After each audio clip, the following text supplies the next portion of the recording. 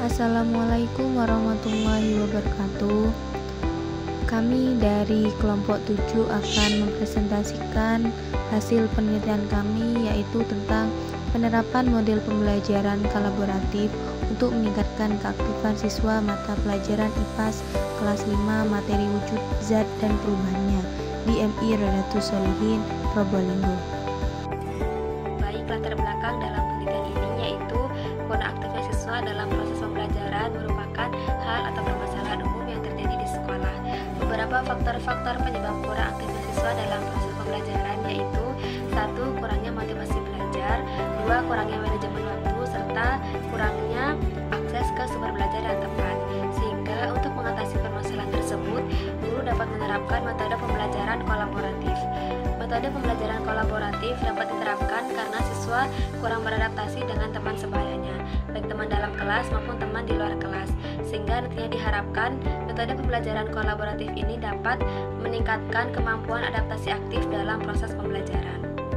Selanjutnya, rumusan masalah. 1. Bagaimana penerapan model pembelajaran kolaboratif untuk meningkatkan keaktifan peserta didik pada mata pelajaran IPA, materi wujud zat dan perubahannya di kelas 4, MI Rodatus Sholihin, Probolinggo. 2. Bagaimana keaktifan peserta didik pada mata pelajaran IPA, materi wujud zat dan perubahannya di kelas 4, MI Rodatus Sholihin, Probolinggo setelah menggunakan model pembelajaran kolaboratif. Selanjutnya yaitu tujuan penelitian. 1.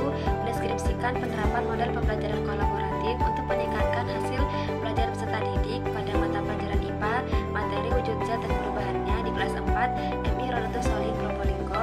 2. Mendeskripsikan hasil belajar peserta didik pada mata pelajaran IPA, materi wujud zat dan perubahannya di kelas 4, MI Rodatus Sholihin, Probolinggo setelah menggunakan model pembelajaran kolaboratif. Selanjutnya yaitu penelitian terdahulu. Dalam PPT ini saya hanya mencantumkan salah satu penelitian terdahulu yang dilakukan oleh Rusmin Husain pada tahun 2020 dengan judul Penerapan Model Kolaboratif dalam Pembelajaran di Sekolah Dasar.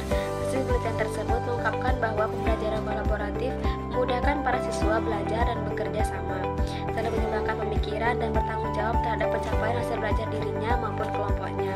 Kemudian jika dianalisis, terdapat persamaan dan perbedaan antara penelitian terdahulu dengan penelitian penerapan model kolaboratif untuk meningkatkan keaktifan siswa kelas 4 materi wujud zat dan perubahannya di MI Rodatus Sholihin, Probolinggo. Persamaannya yaitu sama-sama meneliti tentang pembelajaran kolaboratif, dan di mana model pembelajaran ini mampu untuk meningkatkan hasil belajar siswa, keaktifan siswa, serta model tersebut mampu mengefektifkan peserta didik untuk lebih mudah dalam memahami materi yang disampaikan oleh gurunya. Baik, selanjutnya ada kajian teori. Yang pertama adalah model pembelajaran kolaboratif, yakni suatu metode pembelajaran yang berpotensi untuk memenuhi tantangan itu dan dapat menawarkan sebuah cara penyelesaian tentang bagaimana berbagai masalah tersebut dapat dipecahkan dengan melibatkan keikutsertaan partisipan terkait secara kolektif dalam suatu kelompok. Kemudian ada meningkatkan keaktifan siswa. Proses pembelajaran pada hakikatnya merupakan proses interaksi antara guru dengan siswa yang di dalamnya berisi aktivitas peserta didik melalui berbagai interaksi dan pengalaman belajar yang dialami oleh keduanya. Keaktifan siswa belajar merupakan salah satu unsur dasar yang penting bagi keberhasilan proses pembelajaran. Keaktifan adalah kegiatan yang bersifat fisik maupun mental, yaitu berbuat dan berpikir sebagai suatu rangkaian yang tidak dapat dipisahkan. Kemudian ada wujud zat dan perubahannya. Wujud zat dan perubahannya ada 6 yang bisa dipantau terjadi dalam kehidupan sehari-hari, antara lain membeku, mencair, menguap, mengembun, menyublim, dan padat. Kemudian ada pendekatan dan jenis penelitian. Penelitian ini dilakukan dengan menggunakan jenis penelitian tindakan kelas yang terdiri dari 2 siklus. Setiap siklus terdiri dari 4 tahap, yaitu perencanaan, pelaksanaan, pengamatan, dan refleksi. Setiap tindakan atau kegiatan pembelajaran terdiri dari kegiatan pendahuluan, kegiatan inti, dan penutup. Kemudian ada lokasi, waktu, dan subjek penelitian. Lokasi dan waktu. Lokasi penelitian ini ada di MI Rodatus Sholihin yang beralamatkan di Jalan Besuk, Kota Anyar, Kerajaan Pasembon, Kecamatan Kota Anyar, Kabupaten Probolinggo, Jawa Timur.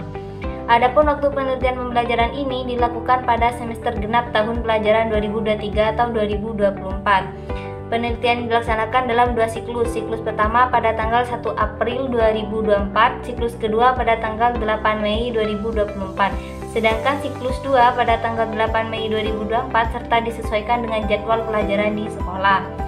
Subjek penelitian ini adalah mata pelajaran ilmu pendidikan alam dan sosial, khususnya pada materi pokok tentang wujud zat dan perubahannya.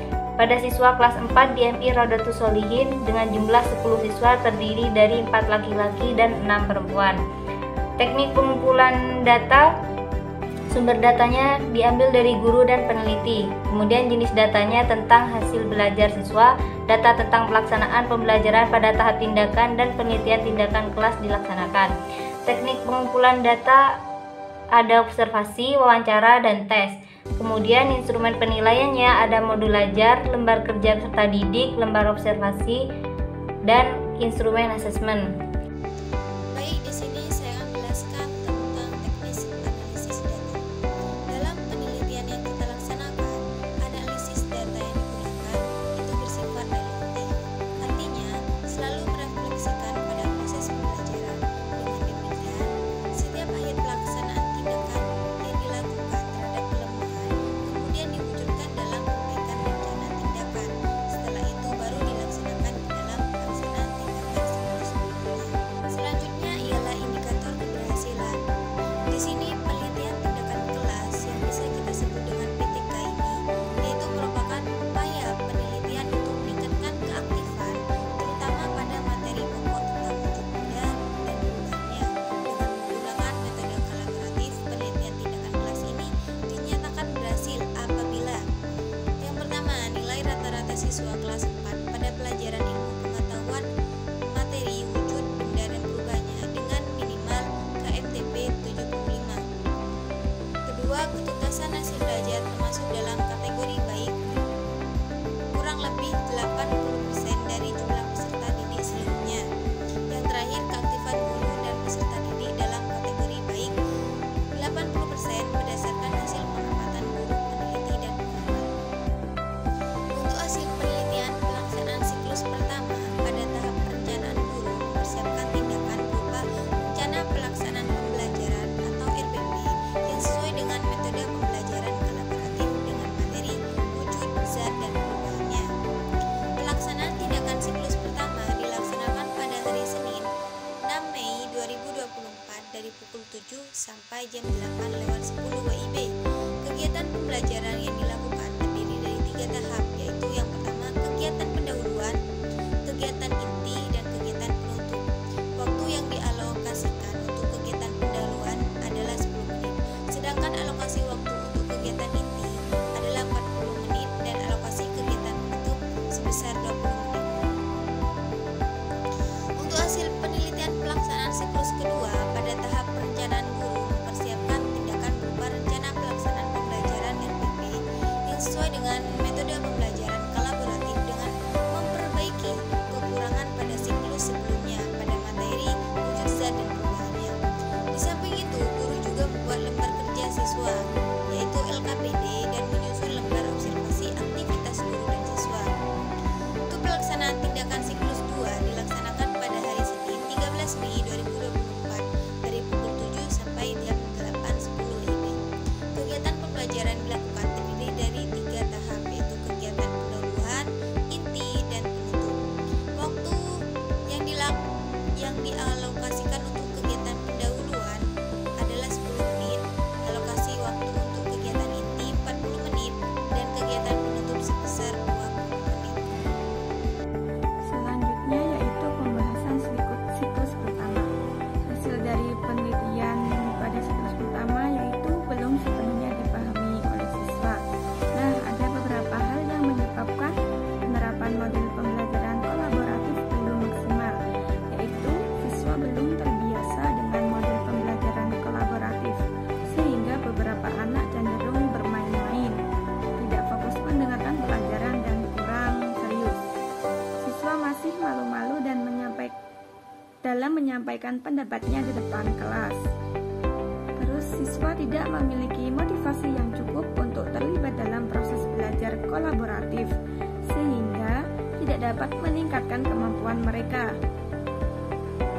dan siswa tidak memiliki keterampilan yang diperlukan untuk mengelola proses pembelajaran kolaboratif, sehingga tidak dapat meningkatkan kemampuan mereka. Oleh karena itu, peneliti perlu membangun kepercayaan diri dan pemahaman terdahulu kepada siswa, agar siswa lebih percaya diri ketika mengikuti pembelajaran dengan model pembelajaran yang berbeda dari pembelajaran biasanya yang telah diterapkan oleh gurunya. Selanjutnya, pembahasan siklus kedua. Hasil dari siklus kedua ini sudah meningkat dibandingkan pada siklus yang pertama tentunya. Ada beberapa hal yang menyebabkan penerapan metode pembelajaran berhasil dilaksanakan, yaitu yang pertama, antusias siswa mengikuti pembelajaran semakin meningkat. Yang kedua, siswa lebih aktif dalam mengikuti pembelajaran dengan model pembelajaran kolaboratif. Dan yang terakhir, keterampilan siswa lebih meningkat dalam mengelola pembelajaran berbasis kolaboratif. Dengan demikian, model kolaboratif dapat membantu siswa dalam memahami materi pembelajaran dan menumbuhkan keaktifan siswa dalam pembelajaran sehingga hasil belajar dapat meningkat. Kesimpulannya yaitu penerapan model pembelajaran kolaboratif pada siklus kedua lebih efektif dalam meningkatkan partisipasi dan hasil belajar siswa kelas 4 di MI Raudatus Sholihin. Meskipun masih perlu perbaikan untuk mengatasi beberapa masalah kecil yang muncul selama proses pembelajaran. Penelitian menunjukkan peningkatan signifikan dalam hasil belajar siswa pada materi wujud zat dan perubahannya setelah menerapkan model pembelajaran kolaboratif. Siklus kedua menunjukkan ketunasan kelas yang jauh lebih tinggi dibandingkan siklus pertama dan menunjukkan keefektivitas strategi baru yang diterapkan. Baik, sekian dari kami. Jika ada salah kata kami mohon maaf. Wassalamualaikum warahmatullahi wabarakatuh.